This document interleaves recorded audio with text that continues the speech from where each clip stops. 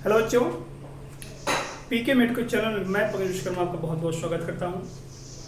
बच्चों, आज के दिन हम लोग क्लास 12th की बायोलॉजी का एक इम्पॉर्टेंट टॉपिक, एक इम्पॉर्टेंट चैप्टर स्टार्ट करने जा रहे हैं और इस चैप्टर का नाम है आनुवंशिकता के सिद्धांत। ये चैप्टर आपको बोर्ड पेपर के एग्जाम्स में मान के चलिए 5 नंबर अवश्य दिलाएगा। तो इस चैप्टर को लास्ट तक जरूर जो है स्टडी करिएगा। इस चैप्टर के जो है कई वीडियोस बनेंगे, सभी वीडियोस को पार्ट 1, 2, 3 करके ऐसे आप स्टडी करते जाइएगा तो आपको 5 से 7 नंबर तक मिल सकते हैं। तो चलिए, आज का एक पहला वीडियो इस चैप्टर से रिलेटेड है और इस वीडियो के माध्यम से हम लोग शॉर्ट नोट्स पढ़ेंगे, कुछ ऐसे जो है टॉपिक को क्लियर करेंगे जो आपके एग्जाम्स में 1 से 2 नंबर में पूछे जाते हैं। यानी कि ये वीडियो आपको 1 से 2 नंबर दिलाएगा। तो चलिए स्टार्ट करते हैं।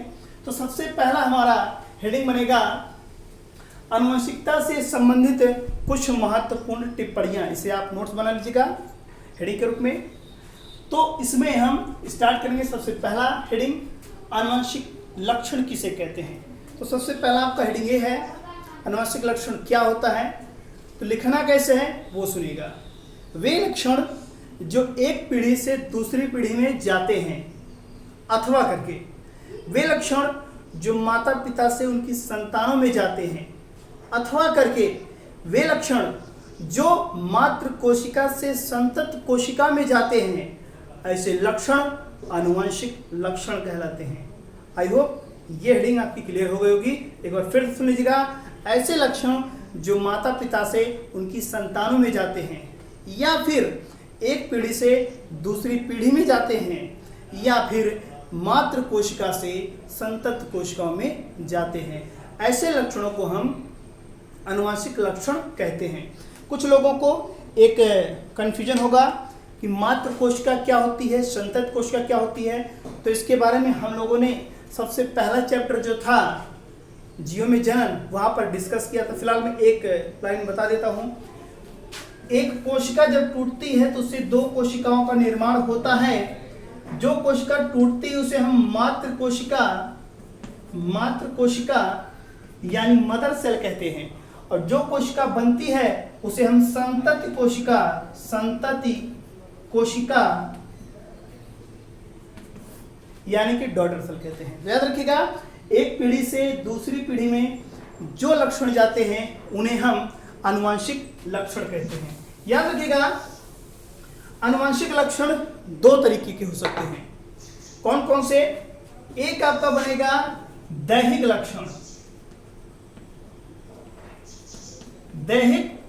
लक्षण और दूसरा आपका बनेगा लैंगिक लक्षण। यानी कि एक पीढ़ी से दूसरी पीढ़ी में जो लक्षण जा रहे हैं आनुवंशिक लक्षण कहलाते हैं और वो 2 प्रकार के होते हैं। एक आपका दैहिक लक्षण होगा, दूसरा आपका लैंगिक लक्षण होता है। दैहिक मीन्स होता है शरीर के लक्षण, जैसे मोटा, पतला, काला, गोरा, सांवला, घुंघराले बाल, ऐसे तमाम दैहिक लक्षण कहलाते हैं। ऐसा माना जाता है कि लगभग 150 दैहिक लक्षण हमारे शरीर में पाए जाते हैं। याद रखिएगा, दैहिक लक्षणों की जो संख्या है वो लैंगिक लक्षणों से ज्यादा होती है। लैंगिक लक्षण किसे कहते हैं? ऐसे लक्षण जिनसे स्त्री और पुरुष की पहचान होती है। ऐसे लक्षण जो स्त्री और पुरुष में भेद स्पष्ट करते हैं उन्हें हम लैंगिक लक्षण कहते हैं। तो ऐसे लक्षणों की भी वंशागति एक जनरेशन से दूसरी जनरेशन में होती है। तो ये चीज आपका क्लियर हो गया होगा। आइए हम लोग आगे बढ़ते हैं। अगला हमारा हेडिंग बनेगा आनुवंशिकता किसे कहते हैं। आनुवंशिक लक्षण की इंग्लिश आप लिख लीजिएगा, जेनेटिक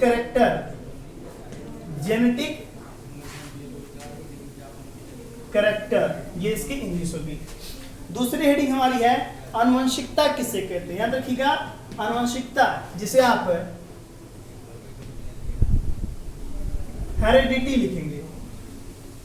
हेरिडिटी ये आनुवंशिकता की इंग्लिश है, या इसी को आप वंशागति, वंशागति या वंशागत भी लिख सकते हैं, और इसकी इंग्लिश है इनहेरिटेंस, इनहेरिटेंस। सो हम लोग जानते हैं आनुवंशिकता क्या होता है। एक पीढ़ी से दूसरी पीढ़ी में आनुवंशिक या पैतृक लक्षणों के जाने की क्रिया को ही हम आनुवंशिकता कहते हैं, या फिर आप कह सकते हैं वंशागति। याद रखिएगा, माता पिता से उनकी संतानों में लक्षणों के जाने के प्रोसेस को, प्रक्रिया को, क्रिया को हम आनुवंशिकता या फिर वंशागति कहते हैं। यानी एक तरीका है, ये प्रोसेस है, ये एक प्रक्रिया है। तीसरा हमारा टिप्पणी के रूप में हेडिंग बनेगा जिसका नाम है आनुवंशिक पदार्थ। आनुवंशिक पदार्थ किसे कहते हैं? Genetic material. Genetic material. So हमारा नेक्स्ट हेडिंग होगा जेनेटिक मटेरियल क्या होता है। वे पदार्थ जो माता पिता के लक्षणों को उनकी संतानों तक पहुंचाते हैं, वे पदार्थ जो एक पीढ़ी से लक्षणों को दूसरी पीढ़ी में ले जाते हैं, वे पदार्थ जो मातृ कोशिका से लक्षणों को उनकी संतत कोशिकाओं में ले जाते हैं, ऐसे पदार्थों को हम आनुवंशिक पदार्थ या फिर जेनेटिक मटेरियल इंग्लिश में कहते हैं। याद रखिएगा, जहां तक हम बात करें जेनेटिक मटेरियल की, तो प्रोकैरियोटिक सेल में और यूकैरियोटिक सेल में, सेल दो टाइप की होती है, दोनों सेल्स में जेनेटिक मटेरियल के तौर पे अलग अलग चीजें पाई जाती हैं। क्या क्या चीजें होती हैं? ध्यान देखिए, ध्यान से देखिएगा। पहला, अगर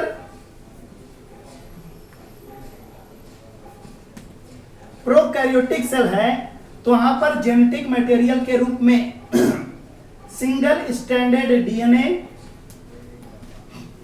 या इसके अलावा प्लाज्मिड,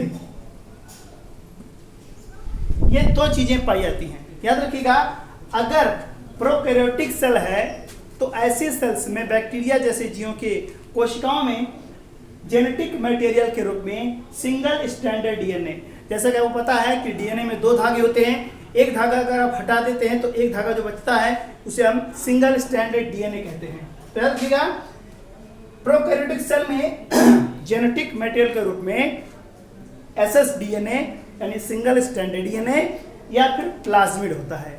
इन दोनों के अलावा और कुछ उसमें जेनेटिक मटेरियल के रूप में नहीं पाया जाता है। चलिए दूसरी बात, अगर कोशिका यूकैरियोटिक है, अगर यूकैरियोटिक सेल है तो उसमें जेनेटिक मटेरियल के रूप में क्या हो सकता है?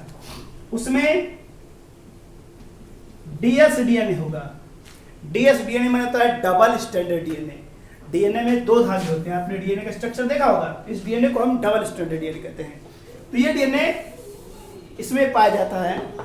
इसके अलावा क्रोमोसोम,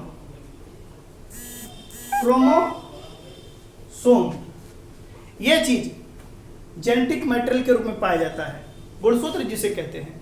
इसके अलावा जीन, ये तीन चीजें यूकैरियोटिक सेल में as a genetic material present होती हैं। स्पेशली याद रखिएगा, ये तीनों इंपॉर्टेंट है। चलिए, तो मैंने बताया कि जेनेटिक मटेरियल किसे कहते हैं? ऐसे पदार्थ जो मात्र कोशिका से संतत कोशिका में, माता पिता से उनके संतानों में या एक पीढ़ी से दूसरी पीढ़ी में आनुवंशिक लक्षणों को ले जाते हैं, उन्हें हम आनुवंशिक पदार्थ कहते हैं। चलिए नेक्स्ट हेडिंग हमारा बनेगा, बना लेते हैं। अगली हेडिंग आपकी है आनुवंशिकी। आनुवंशिकी जिसे हम इंग्लिश में जेनेटिक्स कहेंगे। जेनेटिक्स आपसे हिंदी में भी पूछा जा सकता है, जेनेटिक्स किसे कहते हैं, हिंदी में उच्चारण लिख करके, या आपसे पूछा जाएगा आनुवंशिकी क्या होता है, किसे कहते हैं। तो चलिए याद रखिएगा, जीव विज्ञान की वह शाखा, इंपॉर्टेंट है, जीव विज्ञान की वह शाखा जिसके अंतर्गत आनुवंशिक लक्षण, आनुवंशिकता और आनुवंशिक पदार्थ के बारे में अध्ययन किया जाता है, उसे आनुवंशिकी कहते हैं। फिर सुनिएगा, बायोलॉजी की वह शाखा जिसके अंतर्गत आनुवंशिक लक्षण, इसकी वंशागति और आनुवंशिक पदार्थों का अध्ययन किया जाता है, उसे हम आनुवंशिकी कहते हैं।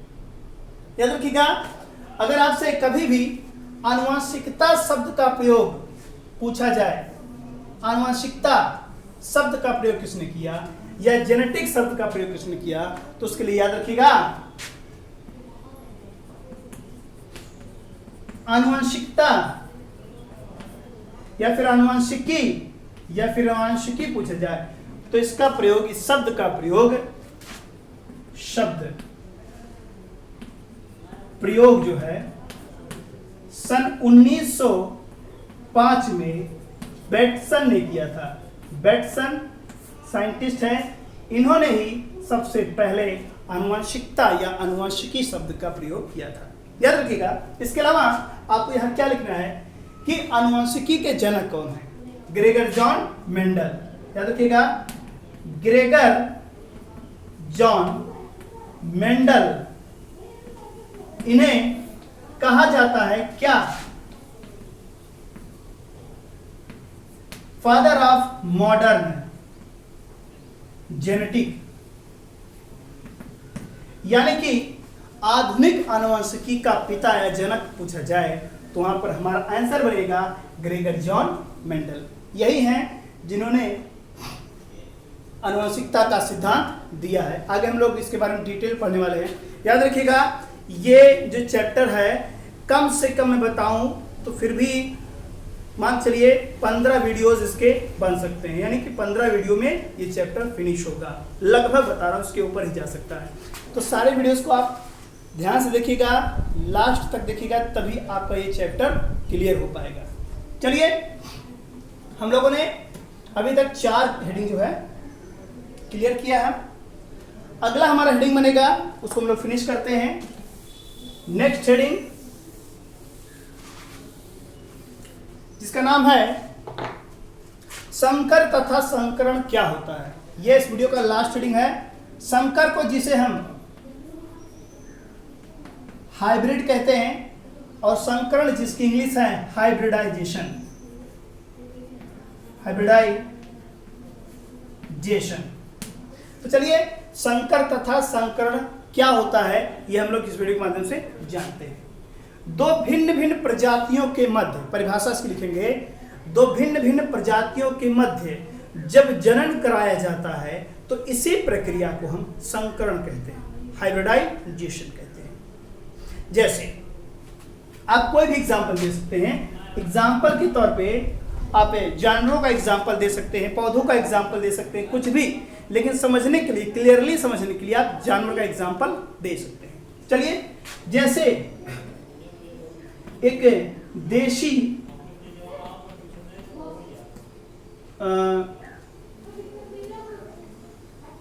आप लोगों ने 10 में पढ़ा होगा, वहां पर लाल पुष्प, सफेद पुष्प का एग्जाम्पल दिया गया था। यहां पर आप कुछ और भी एग्जाम्पल ले सकते हैं। जैसे आप एक ले लीजिए, हाँ वही ले लेते हैं, सफेद पुष्प और लाल पुष्प। इन दोनों का जब हम क्रॉस करवाते हैं, इन दोनों का जब हम जनन करवाते हैं तो उससे गुलाबी रंग का पुष्प का बीज उत्पन्न होता है। याद रखिएगा, गुलाबी रंग का के पुष्प का बीज। तो याद रखिएगा, इस प्रोसेस में हमने क्या देखा कि जब दो भिन्न भिन्न प्रजातियों के बीच में हम जनन करवाते हैं तो उससे एक नई प्रजाति उत्पन्न होती है। ऐसे प्रजाति को हम संकर यानी कि हाइब्रिड कहते हैं और इस प्रक्रिया को हम हाइब्रिडाइजेशन यानी कि संकरण कहते हैं। फिर सुनिएगा, अगर दो अलग अलग प्रजातियों के बीच, वो प्रजातियां किसी पौधे की हो सकती हैं, किसी जानवर की हो सकती हैं, किसी भी जीव का हो सकता है, तो अगर आप दो डिफरेंट स्पीसीज वाले, दो विभिन्न प्रकार की प्रजातियों के बीच जनन कराते हैं और जनन कराने के बाद उससे एक नए लक्षणों वाले जीव को उत्पन्न कर रहे हैं, तो इस प्रक्रिया को हम संकरण कहते हैं, हाइब्रिडाइजेशन कहते हैं। और जो जीव उत्पन्न होता है वो नए कैरेक्टर वाला होगा, उसको हम हाइब्रिड कहते हैं। तो यहाँ पर कक्षा 10 के अनुसार जो मेंडल ने एक्सपेरिमेंट करवाया था, उसके अनुसार सफेद पुष्प लिया था और लाल पुष्प वाला लक्षण लिया था। उसके बाद दोनों को क्रॉस करवाया था आपस में, जिससे गुलाबी रंग के बीज, पुष्प के बीज बने थे। तो यहाँ पर ये संकर है, इसे हम संकर बोलते हैं, हाइब्रिड बोलते हैं, और इस प्रोसेस को हम हाइब्रिडाइजेशन कहेंगे।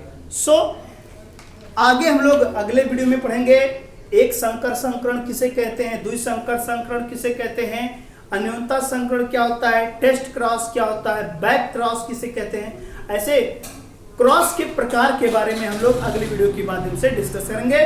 तो हमारा अगला वीडियो भी आप जरूर देखिएगा। इसी क्रम में फिर मिलेंगे। नमस्कार।